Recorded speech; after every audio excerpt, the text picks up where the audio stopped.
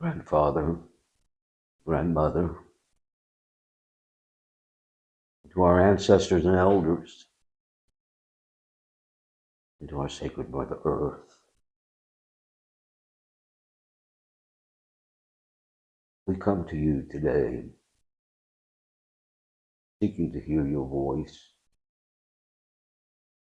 seeking to learn and glean wisdom,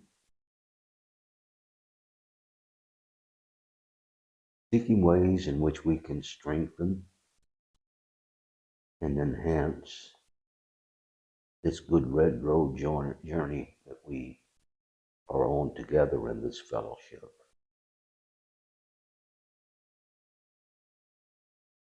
Each one of us today comes with something unique on our heart, in our spirit,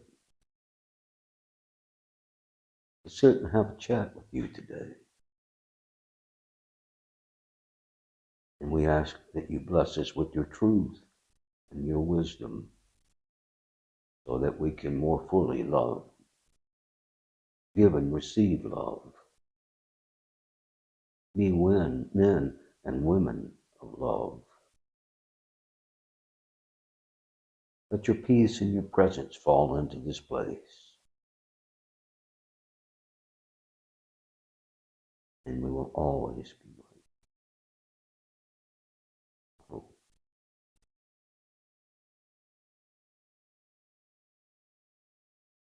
I have shared some of the words that I want to talk to you about once before, admittedly, but we have enough new people here that it may sound brand new, which is what it should. But there's something to me. I made this rather clear, I think, in ceremony on Friday. There's something about this season, the spring, that just brings me new life and new hope. Come through a season of long harshness and darkness and cold days and fast winds and snow and ice. There's just something about the winter that I just feel I need to wrap myself in a blanket. But when spring comes, it's like the nature, it's like the world, the universe is in fact wrapping me in its blanket. And it's a very restoring time for me. And I know that most of you, or all of you, are connected to the earth and are connected to the four seasons. And I know that in that confidence, I hope at least that you too are feeling that excitement and the joy, almost the giggliness of what's happening around us in nature right now. Um,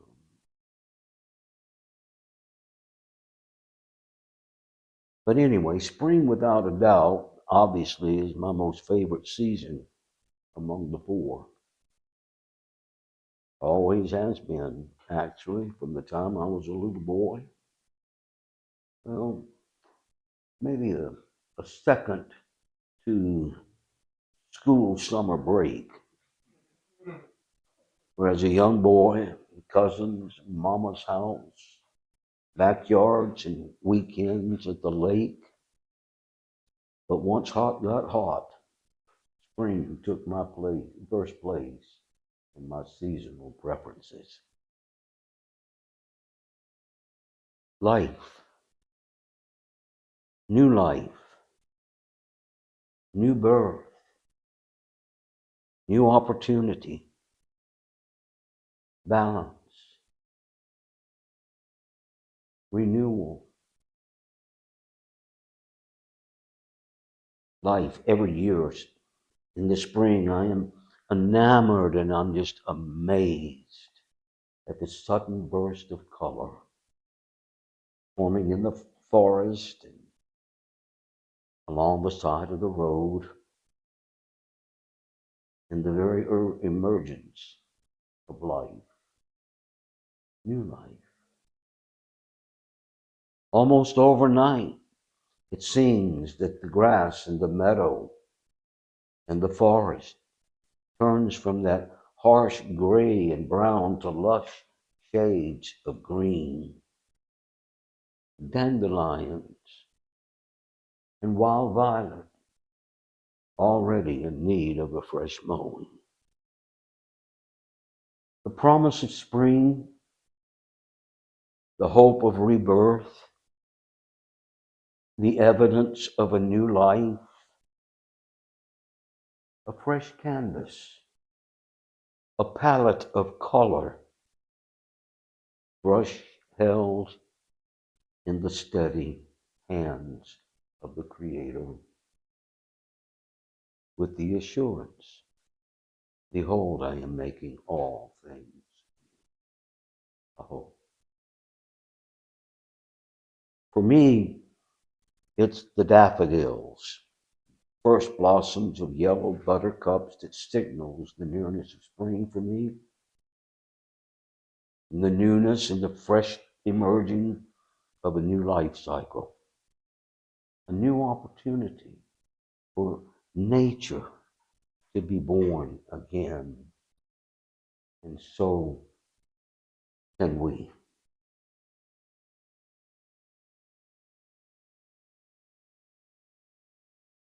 The cousin of the daffodils, the crocus, like a phoenix rising early in spring from the frozen ground of winter. I wait. I observe and I wait. Watch and wait. And then I see it. I actually saw her on Friday. I smell it, that sweet fragrance, wisteria. The magic and miracle of spring. For yesterday it was not there. Today it is. Like magic, wisteria. And on and within the new leaves of trees and old fence lines and pasture gates, it hangs and dangles from the branches and wire full, luscious, delicious clusters painted purple, like bundles of ripe grapes falling from a southern Italian vineyard. Wisteria, the species that make my soul sing and my heart smile. Its aroma fills the air with the sweet fragrances of lavender and gardenia and circus cotton candy and fairy dust. Wisteria in bloom is stunning. Like a meteor rain, the northern lights, or a psychedelic installation in some museum of modern art. Cloud of yellow just wafts over the pregnant clusters as the wind stirs the pine pollen. But their radiance, not wisteria, is lost in the fog. Wisteria bridges span the traveling river in vibrant hues of blue and purple. I find myself once again strolling through the vines of sweet scented lilac colored plumes, embraced by their silky, delicate deliciousness. And the serenity of those gentle flowered vines casts its magic over the old footbridge. Collecting fallen flowers for Mom's table in the summer. Lavender dreams flooded my young psyche of great cotton candy and blueberry mornings. I come back here occasionally, at least once a year, to relive those days in harbors of contentment and hope.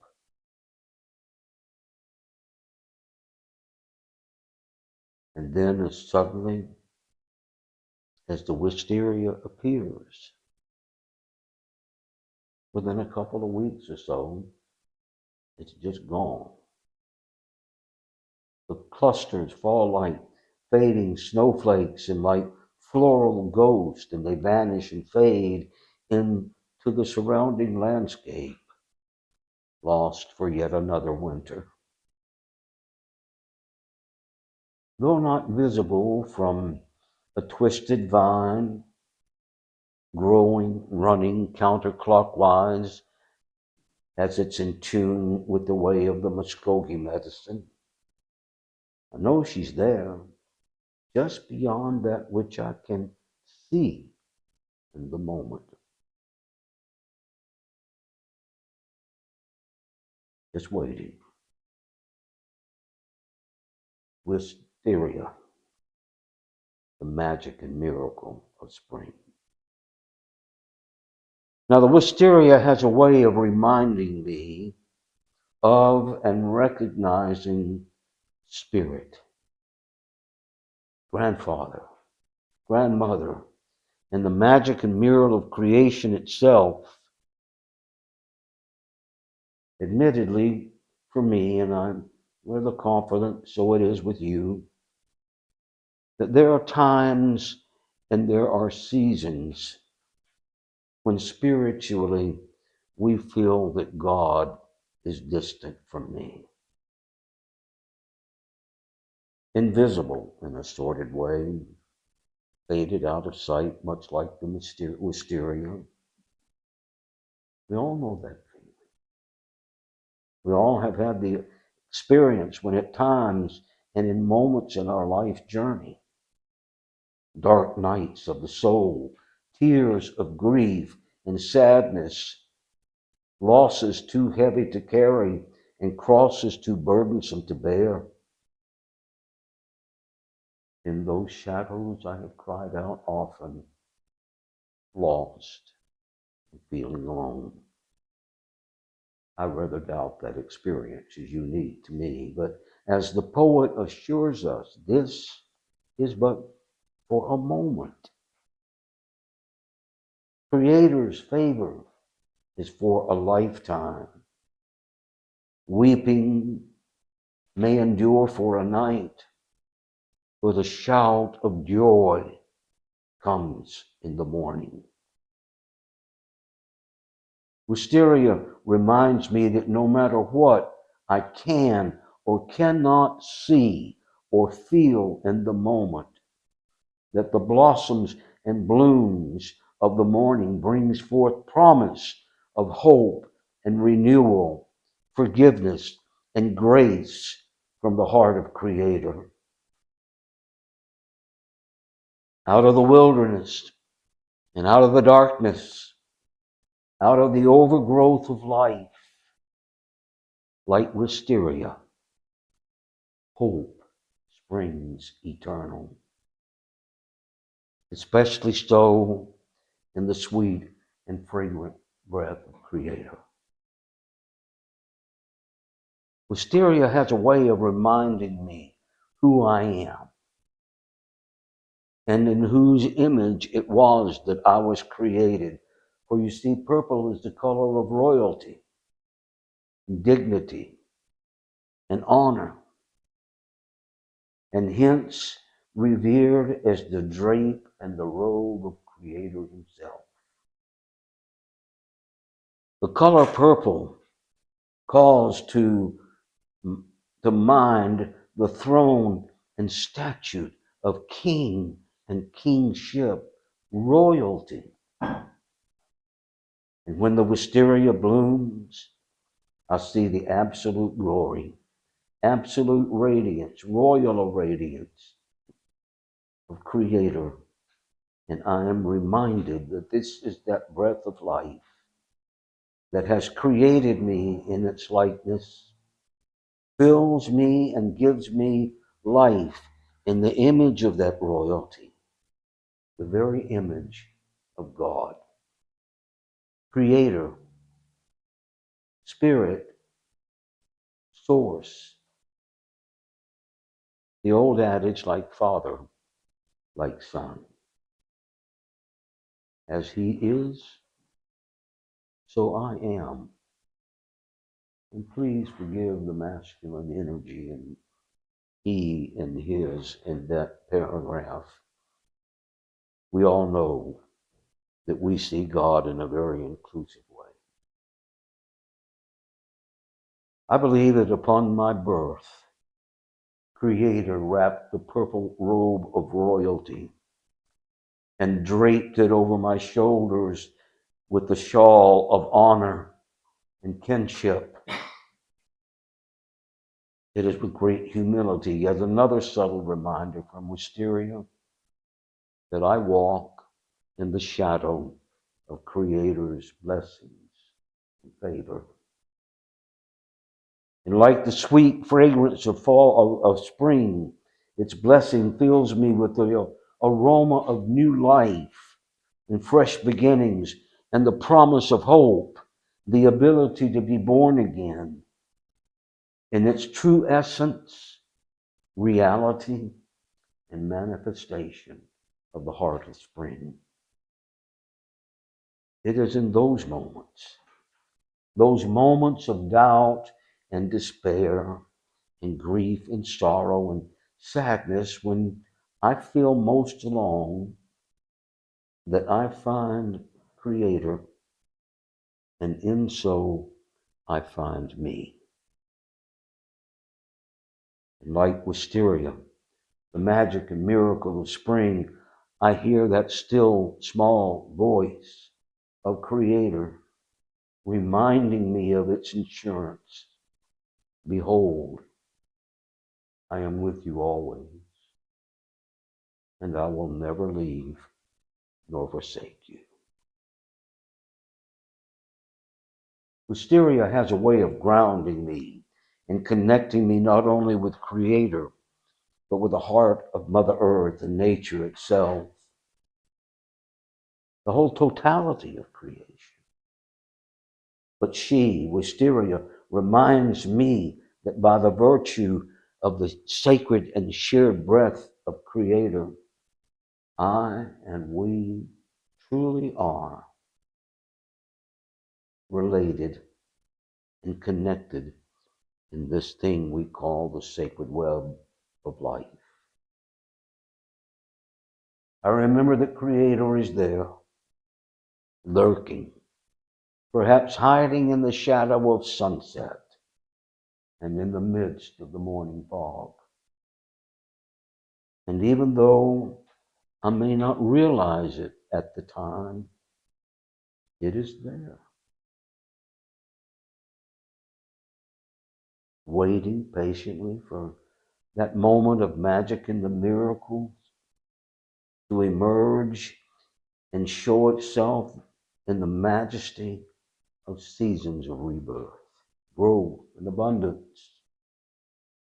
And to realize that that is a gift from Creator, one that fills me with hope, reassurance, and joy. All elements of the 7 sacred teachings upon which our church is founded and guided. Spring is assuredly a time of reflection, a time of self-assessing. As spring brings our new year, it is a good time for us to look at our lives and consider those things that no longer serve us very well, nor do so in a good way.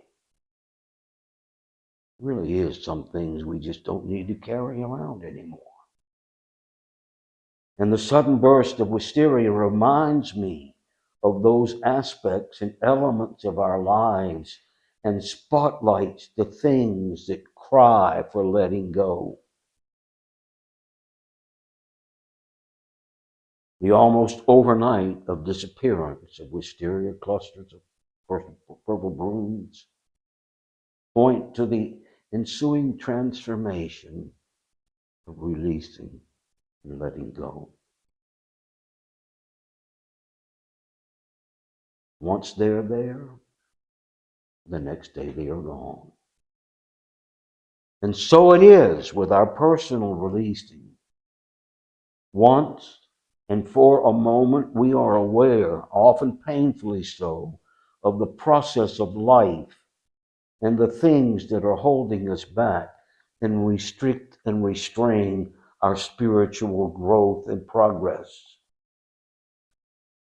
But once we let those things go, decide we don't want to carry them out around no longer, like the fading and falling blooms of wisteria. Wisteria medicine. We humble ourselves and surrender. This is the medicine of wisdom, medicine of being wise and mature in spirit and in truth, the discovery of self-reflection and the courage to surrender and let it go. And what follows, and this is where the real magic and miracles begin. What follows is the capacity for and the experience of love, true love, and that being eternal and enduring. The seasonal gift and blessing of wisteria teaches us these things. If we are open and available to receive its medicine, we often miss it. And that's unfortunate, maybe even tragic. So today, on your drive home, your afternoon walk through the forested woods, look and peer into the trees and the fence lines and gates, and take note and observe the beauty and power of our mother's magic. Look to the limbs, the leaves, the branches of nature's revelation in spring. And there you'll see them, delicate cluster blooms of purple, reminding you of who you are in the accepting eyes and loving hands of Creator. See yourself as the royalty that you are. Be empowered by the magic and miracle of the renewal and regeneration of this season. And know that it is in the process of beginning again, as seen in the evolution of the natural world, even especially the subtle medicine of wisteria. So it is with us. Breathe in its fragrant rejuvenation. Breathe out and let go. Surrender and then rise and live again in joy, serenity, health, and peace. It is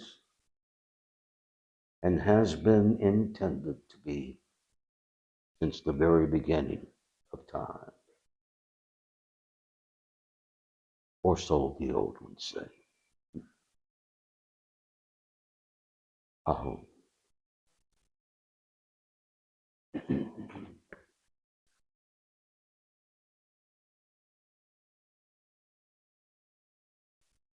So let me invite you now to come to the altar.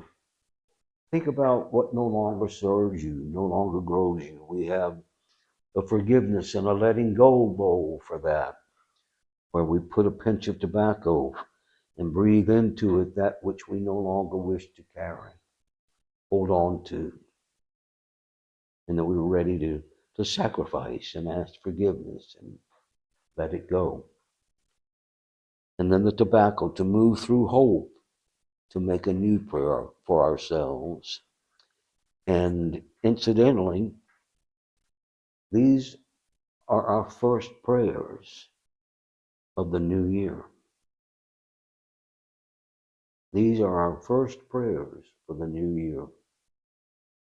In a very powerful and profound, significant way, we took the prayer ties that have been left here at the altar, all of the prayers of our people through the last year, and with respect and with honor and with a good prayer for blessing those who had made those prayer ties through the year. And we offer them to the sacred fire,